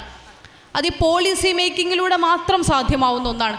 പഠിക്കാൻ സൗകര്യമില്ലാതിരിക്കുക അത് ഭയങ്കര പ്രശ്നമാണ്. അതൊരു മനുഷ്യൻ സഹായം ആവശ്യപ്പെടുന്നൊരു സാധനമാണ്. പഠിക്കാൻ ഏറ്റവും അല്ലെങ്കിൽ സൗജന്യമായി നല്ല വിദ്യാഭ്യാസം കിട്ടാൻ സൗകര്യമില്ലാതിരിക്കുക. പൈസ ഉള്ളവൻ എന്ത് ചെയ്യാം? അവൻ്റെ കുട്ടീനെ ഏറ്റവും നല്ല ഇൻ്റർനാഷണൽ സ്കൂളിൽ വിടാം. പൈസ ഇല്ലാത്തവന് ചിലപ്പോൾ ഗവൺമെൻറ് സ്കൂളും ഉണ്ടാവില്ല, ഇൻ്റർനാഷണൽ സ്കൂളും ഉണ്ടാവില്ല. പഠിക്കാൻ ഒരു വഴിയില്ലാതെ ഉഴലുന്ന കുഞ്ഞെന്ന് പറയുന്നത് സഹായത്തിനായി അഭ്യർത്ഥിക്കുന്ന കുഞ്ഞാണ്. ഒരു കുഞ്ഞ് വിശക്കുമ്പോൾ എത്ര ദൈന്യതയോടുകൂടിയാണ് നമ്മൾ അവനെ നോക്കിക്കാണുന്നത്. അതേ ദൈന്യതയോടുകൂടി പഠിക്കാൻ സൗകര്യമില്ലാത്തൊരു കുഞ്ഞിനോടും അതേ സഹാനുഭൂതിയോടുകൂടി നമുക്ക് നോക്കാൻ പറ്റണം. അവിടെയാണ് നമ്മൾ കാണുന്ന സഹായം എന്ന് പറയുന്നതിൻ്റെ ഡെഫിനിഷൻ മാറുന്നത്. ആ ഡെഫിനിഷൻ മാറുന്നിടത്താണ് രാഷ്ട്രീയത്തിൻ്റെ ആവശ്യം നമുക്ക് ബോധ്യപ്പെടുന്നത്.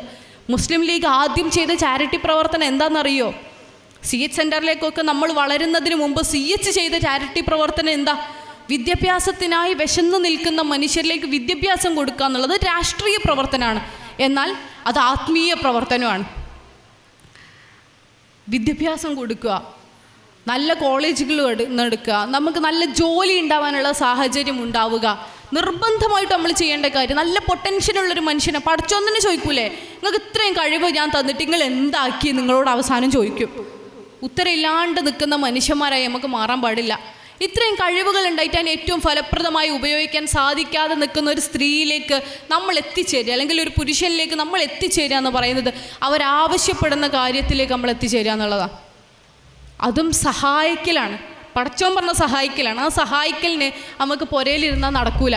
അതിന് നമുക്ക് രാഷ്ട്രീയപരമായ പോളിസി ഉണ്ടാക്കണം. അതിന് രാഷ്ട്രീയത്തിൻ്റെ ഭാഗമാവണം. ആ ഭാഗമാവുമ്പോൾ മാത്രം ഈ കാഴ്ചകൾ നമ്മൾ മുന്നിലേക്ക് തെളിയുള്ളൂ. മങ്ങിയ കാഴ്ചകൾ കണ്ടുമടുത്തു, കണ്ണടകൾ വേണമെന്ന് കവി പറഞ്ഞത് ചങ്ങായിക്ക് തിമിരം ബാധിച്ചുകൊണ്ടല്ല. പക്ഷേ ഞാൻ കാണുന്ന കാഴ്ചകളല്ല ശരി, ഇതിൻ്റെ അപ്പുറത്തേക്ക് എനിക്കൊരു സാധനം കാണാനുണ്ട് എന്ന ബോധ്യമുള്ളതുകൊണ്ടാണ്. ആ ബോധ്യത്തിലേക്കാണ് പ്രിയപ്പെട്ട സഹോദരിമാരെ നമ്മൾ വളരേണ്ടത്. നമ്മൾ കാണുന്ന കാഴ്ചകൾക്കപ്പുറം ജീവിതത്തിൻ്റെ പർപ്പസിനെ കാണാൻ പറ്റണം, ജീവിതത്തിൻ്റെ ലക്ഷ്യത്തെ കാണാൻ പറ്റണം. ആ ലക്ഷ്യത്തെ കണ്ടാൽ മാത്രമേ പലസ്തീനിൽ മരണപ്പെട്ടു പോകുന്ന ഓരോ കുഞ്ഞിനും വേണ്ടി ഒരു പ്രാർത്ഥന നിങ്ങളുടെ ഉള്ളിൽ നിന്നുണ്ടാവുകയുള്ളൂ. ആ ലക്ഷ്യത്തെ നിങ്ങൾ കണ്ടെത്തിയാൽ മാത്രമേ ലോകത്തെമ്പാടും നടക്കുന്ന യുദ്ധങ്ങളോട് നിങ്ങൾക്കൊരു ഐക്യദാർഢ്യം വരുള്ളൂ. അല്ലെങ്കിൽ ലെബനനിൽ വീഴുന്ന ബോംബിന് നമുക്ക് എന്താണ്, നമ്മളെ മുറ്റത്തൊന്നും അല്ലല്ലോ ബോംബ് വീണത്, ലെബനനിലല്ലേ, സിറിയയിലല്ലേ, പലസ്തീനിലല്ലേ എന്ന് നമുക്ക് ചോദിച്ചു പോകുന്നതിന് എന്താണ് പ്രശ്നം? ഒരു പ്രശ്നവുമില്ലായിരുന്നു. പക്ഷേ ഈ പറഞ്ഞ നമ്മൾ ജീവിതത്തിൽ പർപ്പസുള്ള മനുഷ്യന്മാരാണ്, ആഗ്രഹങ്ങളുള്ള ലക്ഷ്യമുള്ള മനുഷ്യരാണ്. നമ്മുടെ ലക്ഷ്യമെന്ന് പറയുന്നത് എല്ലാ മനുഷ്യരും അഭിമാനത്തോടു കൂടി സന്തോഷത്തോടു കൂടി അവരുടെ അവകാശങ്ങൾക്കൊപ്പം ജീവിക്കാനുള്ളൊരു സ്പേസ് ഉണ്ടാവുക എന്നുള്ളതാണ്. ആ ലക്ഷ്യമുള്ള മനുഷ്യനെ സംബന്ധിച്ചിടത്തോളം ലെബനനിൽ വീണാലും ഈ തൃക്കരിപ്പൂരിൽ അങ്ങാടിയിൽ വീണാലും ഒരേ വേദനയാണ്. വീട് നഷ്ടപ്പെട്ടു പോയ ഒരു കുഞ്ഞിൻ്റെ കരച്ചിൽ എന്ന് പറയുന്നത് നിങ്ങളുടെ വീട്ടിലാണെങ്കിലും അത് സിറിയയിലാണെങ്കിലും പലസ്തീനിലാണെങ്കിലും അതേ വേദനയാണ്, ഉക്രൈനിലാണെങ്കിലും അതേ വേദനയാണ്. ലോകത്തെമ്പാടും നമുക്ക് ആ വേദന വരുന്നുണ്ടെങ്കിൽ നിങ്ങളുടെ ജീവിതത്തിന് പർപ്പസ് ഉണ്ട്. നിങ്ങൾ കിളീൻ്റെ കണ്ണ് കാണുന്ന മനുഷ്യന്മാരാ. നിങ്ങൾ മൈതാനത്ത് പോകുന്ന ഉറുമ്പിൻ്റെ എണ്ണം നോക്കുന്ന മനുഷ്യരല്ല, കിളിയുടെ കണ്ണ് കാണുന്ന മനുഷ്യരാണ്, പർപ്പസ് ഉള്ള മനുഷ്യരാണ്. നിങ്ങൾക്ക് ആ വേദനയില്ലേ? നിങ്ങളുടെ ഉള്ളിൽ രാഷ്ട്രീയ ബോധമുണ്ട്.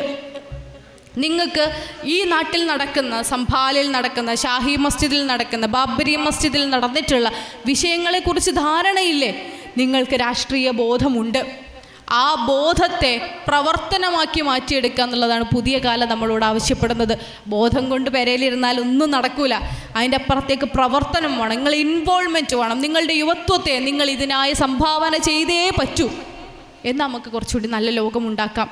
അല്ലെങ്കിൽ നമ്മൾ ഇവിടെ കിടന്ന് ഉറങ്ങുന്ന ഈ കുഞ്ഞു മക്കളില്ലേ, 1ാം നിരയിൽ കിടന്ന് കുഞ്ഞുറങ്ങുന്ന മക്കൾ, ഇവർ വലുതാകുമ്പോൾ നമ്മളോടൊരു ചോദ്യം ചോദിക്കും, നിങ്ങളൊക്കെ എവിടെയെന്നു എന്ന്. ഇന്ന് തന്നെയുള്ള ലോകം നമ്മൾ ഭയങ്കര സന്തോഷത്തോടു കൂടി ജീവിച്ചു വന്ന മനുഷ്യരാണല്ലോ. ആ സന്തോഷത്തോടു കൂടി ജീവിച്ചു വന്ന മനുഷ്യരിൽ നീ ഹിന്ദു ആണ്, മുസ്ലിമാണ്, ക്രിസ്ത്യനാണ്, നിങ്ങൾ തമ്മിൽ പ്രശ്നമാണ്, ഇവിടെ വഖഫാണ്, ലവ് ജിഹാദാണ്, ഇവിടെ ഹലാലാണ് എന്നൊക്കെ കുറേ സാധനങ്ങൾ ഇവിടെ ഉണ്ട്. ബേജാറാണ്, ഒരു മുസ്ലിമിനെ കാണുമ്പോൾ തന്നെ ബേജാറാണ്. ലോകത്ത് മുഴുവൻ ഭയങ്കര ഇസ്ലാമോഫോബിയാണ്.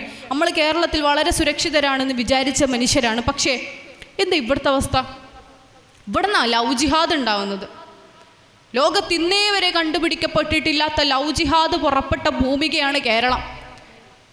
ഇന്ത്യയിൽ വലിയ പഠനങ്ങൾ നടന്നു ലവ് ജിഹാദിനെ കുറിച്ച്. പക്ഷേ അവസാനം അവരെത്തിച്ചേർന്ന നിഗമനം എന്താ? ലവ് ജിഹാദ് എന്നൊരു സാധനമേ ഇല്ല. പക്ഷേ ഇന്ത്യയിൽ ലവ് ജിഹാദിനെതിരെ നിയമമുണ്ട്. ലവ് ജിഹാദിൽ ഏർപ്പെട്ട മനുഷ്യന്മാരെ ജയിലിൽ കയറ്റാൻ, ക്രൂരമായി ശിക്ഷിക്കാൻ ഈ നാട്ടിൽ നിയമമുണ്ട്. അതെങ്ങനെയാണ് ഉണ്ടായേ? കേരളത്തിൽ നിന്ന് കുപ്പി തുറന്നു വിട്ടൊരു ഭൂതമാണ്. ആ ഭൂതത്തിൻ്റെ കുപ്പി തുറന്നു വിട്ടത്, അല്ലെങ്കിൽ കുപ്പിയിലേക്ക് അങ്ങനെ ഒരു ഭൂതത്തെ സൃഷ്ടിച്ചെടുത്തത് കേരളത്തിൽ CPM എന്ന് പറയുന്ന രാഷ്ട്രീയ കക്ഷിയാണ്. പണ്ടാന്ന് വിചാരിക്കേണ്ട, ഇപ്പോഴും നോക്കൂ, ഹലാൽ ഭക്ഷണം എന്ന് നമ്മൾക്ക് കണ്ടാൽ എന്താ തോന്നുക? ഭക്ഷണം. പക്ഷേ ഈ നാട്ടിൽ ഹലാൽ ഭക്ഷണം എന്ന് എഴുതിയ ബോർഡിന് മുന്നിൽ വന്നിട്ട് ഞങ്ങൾ ഇവിടുന്ന് ഭക്ഷണം കഴിക്കൂല, ഈ കട കത്തിച്ച് കളയണമെന്ന് പറഞ്ഞ സംഭവം കേരളത്തിൽ ഉണ്ടായിട്ടുണ്ട്. ഹലാൽ എന്താ? ഹലാൽ എന്ത് രസമുള്ളൊരു വാക്കല്ലേ, ചെറിയ വാക്കല്ലേ? പക്ഷെ ഹലാൽ എന്ന് കണ്ടാൽ ബേജാറാവുന്ന മനുഷ്യന്മാർ ഈ നാട്ടിലെമ്പാടും ഉണ്ട്. അത് ക്ലാരിഫൈ ചെയ്തു കൊടുക്കാൻ നമുക്ക് സാധിക്കുന്നില്ല. ഏറ്റവും ഒടുവിൽ വഖഫ് എന്താ? ഒരു ഗിഫ്റ്റാണ്. ഗിഫ്റ്റ് നമ്മൾ നല്ലൊരു ഉദ്ദേശത്തിൽ കൊടുക്കുന്ന ഒരു ഗിഫ്റ്റാണ് വഖഫ്. അറബി വാക്കാന്നുള്ളു. വഖഫ് എന്താന്ന് ഇവിടെ ഇരിക്കുന്ന മനുഷ്യന്മാർക്ക് തിരിയും. പക്ഷെ വഖഫ് എന്ന് കേട്ടാൽ ഞങ്ങളെ കുടിയൊഴിപ്പിക്കാനുള്ള ഏതോ ഒരു JCBൻ്റെ പേരാന്ന് വിചാരിക്കുന്ന ഒരുപാട് മനുഷ്യർ കേരളത്തിലുണ്ട്. അങ്ങനെയുള്ള മനുഷ്യന്മാരുടെ ബോധത്തെ ഉണ്ടാക്കിക്കൊണ്ടിരിക്കുന്നത്, അങ്ങനെ ഒരു പേടി ഉണ്ടാക്കിക്കൊണ്ടിരിക്കുന്നത്. വഖഫ് എന്ന് കേട്ടാൽ പേടിക്കണം, നിങ്ങൾ തിളക്കണം ചോര ഞങ്ങൾക്ക് ഞരമ്പുകളിൽ എന്ന് പറഞ്ഞ പോലെ വഖഫ് എന്ന് കേട്ടാൽ നിങ്ങൾ ബേജാറാവണം. നിങ്ങളെ കുടിയൊഴിപ്പിക്കാൻ വരുന്ന, നിങ്ങളുടെ വീടിൻ്റെ മുന്നിലേക്ക്, നിങ്ങളുടെ മുസ്ലിങ്ങളല്ലാത്ത മനുഷ്യരുടെ വീടിന് മുന്നിലേക്ക് വരുന്ന ഒരു JCBൻ്റെ കയ്യിൻ്റെ പേരാണ് വഖഫ് എന്ന് ഏറ്റവും കൂടുതലായിക്കൊണ്ട് ചർച്ച വരുന്നത് ഇന്ത്യയിൽ എവിടെ നിന്നാണെന്നറിയോ? അത് മുംബൈയിലോ UPയിലോ രാജസ്ഥാനിലോ ഒന്നുമല്ല, കേരളത്തിലാണ്. മുനമ്പം എന്ന് പറയുന്ന വിഷയം കേരളത്തിൽ കത്താൻ തുടങ്ങിയിട്ട് മാസങ്ങളായി.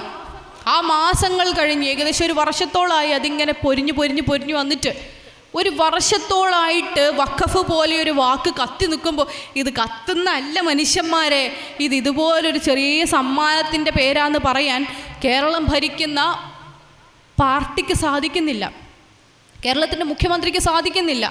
കേരളത്തിൽ വഖഫ് ഒരു ഭൂതമാണ് എന്ന കണക്ക് ഇന്ത്യയിലേക്ക് മുഴുവൻ പരത്തി വിടുകയാണ്. ഇന്ത്യയിൽ എവിടെ നിന്നും വഖഫിനെ കുറിച്ച് സംസാരിക്കുന്നവർ കേരളത്തെ ചൂണ്ടി പറയും, കണ്ടില്ലേ കേരളത്തിൽ തന്നെ ഹിന്ദുക്കളെ കുടിയൊഴിപ്പിക്കാൻ വേണ്ടി വഖഫ് ഭൂമിയെക്കുറിച്ച് ചർച്ചയുണ്ടാവുന്നു. ഇവിടെന്നാ വഖഫ് വലിയ ചർച്ചയാവുന്ന കാലത്ത് അതിലും വലിയ ചർച്ചയാക്കാൻ നമ്മൾ ഒരുമ്പെടുകയാണ്. ആര്? കേരളം ഒരുമ്പെടുകയാണ്. വളരെ സുന്ദരമായ ദൈവത്തിൻ്റെ സ്വന്തം നാടായ കേരളം എന്ന് വിചാരിക്കേണ്ട. ഈ കേരളത്തിൻ്റെ പുതിയ കാലത്തെ അവസ്ഥ ഇതാണ്. ഇവിടെയുള്ള IAS ഉദ്യോഗസ്ഥർ, അതിനപ്പുറത്തേക്ക് IAS ഉദ്യോഗസ്ഥർ പണി എന്താ? IAS ഉദ്യോഗസ്ഥനാണ് നമ്മൾ ഏറ്റവും നല്ല മനുഷ്യന്മാരാണെന്ന്, ഏറ്റവും വിവരമുള്ള മനുഷ്യന്മാരാണെന്ന് വിചാരിക്കുന്ന ആൾക്കാർ ഇവർ ഹിന്ദുക്കളെ പുതിയ വാട്സപ്പ് ഗ്രൂപ്പ് ഉണ്ടാക്കുക. എന്നിട്ട് ഹിന്ദു IASകാരുടെ ആ വാട്സപ്പ് ഗ്രൂപ്പ് ഉണ്ടാക്കുക. എന്നിട്ട് അതിൻ്റെ ഉള്ളിൽ ചർച്ച നടത്തുക. പിടിക്കപ്പെട്ടപ്പോൾ ഇതൊക്കെ ഒഴിവാക്കിയിട്ട് ആരോ എൻ്റെ ഫോൺ ഹാക്ക് ചെയ്തു എന്ന് പറയുക.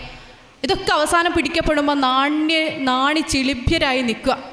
ഇങ്ങനെ നിൽക്കപ്പെടുന്നത് എവിടെ നിന്നാണ്? കേരളത്തിലാണ്. കേരളത്തിലെ IPS ഉദ്യോഗസ്ഥന്മാർ ഇപ്പോൾ ചോദ്യം ചെയ്യപ്പെടുന്നത് ഞങ്ങളുടെ നാട്ടിൽ മലപ്പുറം പോലെ ഒരു നാടിനെ കുറിച്ച് പുതിയൊരു കേരള സ്റ്റോറി ഉണ്ടാക്കാൻ ശ്രമിച്ചതിനാണ്, പുതിയൊരു കഥ ഉണ്ടാക്കാൻ ശ്രമിച്ചതിനാണ്. കുറ്റവാളികളുടെ, സ്വർണ്ണക്കടത്തുകാരുടെ, തീവ്രവാദികളുടെ ഹബ്ബാണ് മലപ്പുറം എന്ന് വരുത്തി തീർക്കാൻ കേരളത്തിലെ ഏറ്റവും ഉന്നതനായ IPS ഉദ്യോഗസ്ഥൻ ശ്രമിച്ചത് മലപ്പുറത്തിരുന്നു കൊണ്ടാണ്. അതിന് അദ്ദേഹത്തിന് ഒത്താശ ചെയ്തത് കേരളത്തിൻ്റെ മുഖ്യമന്ത്രിയാണ്. ആ മുഖ്യമന്ത്രിയുടെ പേര് പിണറായി വിജയൻ എന്നും അവർ ഭരിക്കുന്ന പാർട്ടിയുടെ പേര് CPM എന്നും ഈ സംസ്ഥാനം ഭരിക്കുന്ന പാർട്ടിയുടെ പേരും CPM എന്നുമാണ്. CPIM, ഇടതുപക്ഷ മുന്നണി, LDF കാണുന്നുണ്ട്. കേരളത്തിലാണ് എന്ന് വെച്ചാൽ ലോകത്തെമ്പാടുള്ള ഇസ്ലാമോഫോബിയ നമ്മൾ വെറുതെ ഇരുന്നാലും നമ്മൾ വന്ന് തൊടും. ഇന്ത്യയിലുള്ള ഇസ്ലാമോഫോബിയ, ഇന്ത്യയിലുള്ള മുസ്ലിങ്ങളില്ലാത്ത രാജ്യം, ദളിതന്മാരില്ലാത്ത രാജ്യം, ഞങ്ങൾ മാത്രമുള്ള രാജ്യം എന്ന് BJP പറയുന്ന മുദ്രാവാക്യവും നമ്മളെ വന്നാണ് അടിക്കുന്നത്. ഇനി വെറുതെ ഇരുന്നാൽ കേരളത്തിലുള്ള സർക്കാർ പോലും ഇവിടെയുള്ള സാധാരണക്കാരായ നമ്മളെ വന്നാണ് അടിക്കുന്നത്. അവിടെ മുസ്ലിം ലീഗ് ഇല്ലാതെ നമുക്ക് മുന്നോട്ട് പോകാൻ സാധ്യമല്ല. ഞാൻ വിചാരിക്കാറുണ്ട്, എന്താണ് ലീഗ് ചെയ്യുന്ന ഏറ്റവും വലിയ രാഷ്ട്രീയ പ്രവർത്തനം എന്ന ചോദ്യത്തിന് ഉത്തരം എന്താണ്? നമ്മൾ ചിലപ്പോൾ പറയും CH സെൻ്ററാണ്, ആയിരിക്കാം. പാലിയേറ്റീവ് പ്രവർത്തനങ്ങളാണ്, ആയിരിക്കാം. നമ്മുടെ രാഷ്ട്രീയ പ്രവർത്തനങ്ങളാണ്, ആയിരിക്കാം. നിയമസഭയിലോ പാർലമെൻറ്റിലോ നമ്മൾ ചെയ്യുന്ന പ്രസംഗങ്ങളാണ്, ആയിരിക്കാം. അതിലൊക്കെ അപ്പുറത്തേക്ക് ഈ രാജ്യത്തിൻ്റെ മതസൗഹാർദ്ദം കാക്കുക എന്നുള്ളതാണ് ലീഗ് ചെയ്യുന്ന ഒന്നാമത്തെ രാഷ്ട്രീയ പ്രവർത്തനം. കുഞ്ഞുങ്ങൾ ചോദിക്കുന്ന ചോദ്യത്തിന് മറുപടി അതാണ്. ഞങ്ങൾക്ക് വേണ്ടി എന്താണ് നിങ്ങൾ കാത്തുവെച്ചത്? എന്തിനാണ് ഞങ്ങളെ രാജ്യത്തെ ഇത്ര വിമലമാക്കിയത്? എൻ്റെ കൂട്ടത്തിലിരുന്നൊരു ഹിന്ദു കുട്ടിക്കോ മുസ്ലിം കുട്ടിക്കോ ഒരുമിച്ചിരിക്കാൻ പറ്റാത്ത രൂപത്തിൽ എൻ്റെ നാടിനെ ആക്കി തീർത്തത് എന്തിനാണെന്ന് ചോദിക്കുമ്പോൾ നമുക്ക് ഉത്തരമുണ്ടാവണമെങ്കിൽ മുസ്ലിം ലീഗിൻ്റെ രാഷ്ട്രീയ ആദർശത്തെ നിങ്ങൾ ഉയർത്തിപ്പിടിക്കണം. ലീഗ് നിങ്ങൾ പ്രചരിപ്പിക്കണം. നിങ്ങളുടെ സർക്കിളിൽ, നിങ്ങളുടെ വീട്ടിലാണെങ്കിൽ വീട്ടിൽ, നാട്ടിലാണെങ്കിൽ നാട്ടിൽ, വനിതാ ലീഗിലാണെങ്കിൽ, അത് പുറത്താണെങ്കിൽ, കുടുംബശ്രീയിലാണെങ്കിൽ, എവിടെയാണെങ്കിലും നിങ്ങൾ ലീഗിനെ പ്രചരിപ്പിക്കണം എന്ന് പറയുന്നത് ആ മതസൗഹാർദ്ദം നമുക്ക് വേണമെന്നുള്ളത് കൊണ്ടാണ്. ആ മതസൗഹാർദ്ദത്തിന് വേണ്ടി ആ ഏറ്റവും വലിയ രാഷ്ട്രീയ പ്രവർത്തനം എന്ന കണക്കെ ഈ രാജ്യത്തെ ഒരുമിപ്പിച്ച് നിർത്തുന്ന ഒരു പ്രവർത്തനം നമുക്ക് വേണമെങ്കിൽ ലീഗിൻ്റെ രാഷ്ട്രീയത്തെ നിങ്ങൾ ഉയർത്തിപ്പിടിക്കണം. എന്നാൽ മാത്രമേ നീതിയോടുകൂടി നിങ്ങൾക്ക് ആ കുഞ്ഞുങ്ങളോട് മറുപടി പറയാൻ പറ്റുള്ളൂ, അടുത്ത തലമുറയോട് മറുപടി പറയാൻ പറ്റുള്ളൂ. ഏറ്റവും എംപവേർഡ് ആയിട്ടുള്ള സ്ത്രീകളായിട്ട് നിങ്ങളുണ്ടെങ്കിൽ, നല്ല ലക്ഷ്യബോധമുള്ള സ്ത്രീകളായിക്കൊണ്ട് നിങ്ങളുണ്ടെങ്കിൽ, പ്രവർത്തനത്തിൽ ഒരുമിക്കുന്ന സ്ത്രീകളായിക്കൊണ്ട് നിങ്ങളുണ്ടെങ്കിൽ, സന്തോഷവതികളായ സ്ത്രീകളായി നിങ്ങൾ ഉണ്ടായിരിക്കുന്നുവെങ്കിൽ നിങ്ങൾ അടുത്ത തലമുറയോട്, ഈ നാടിനോട് ചെയ്യാവുന്ന ഏറ്റവും വലിയ നന്മ അതാണ്. നിങ്ങൾ സന്തോഷമുള്ള മനുഷ്യരായിരിക്കുക, ലക്ഷ്യബോധമുള്ള മനുഷ്യരായിരിക്കുക, ആത്യന്തികമായി രാഷ്ട്രീയമുള്ള സ്ത്രീകളായിരിക്കുക. അങ്ങനെ ആയിത്തീരാൻ ഈ സദസ്സു കൂടി ഒരു പ്രചോദനമാവട്ടെ, അതിൻ്റെ തുടർച്ചകൾ ഉണ്ടാവട്ടെ എന്ന് മാത്രം ആശംസിച്ചുകൊണ്ട് എൻ്റെ വാക്കുകൾ ഉപസംഹരിക്കുന്നു. ഏവർക്കും നന്ദി. അസ്സലാമു അലൈക്കും.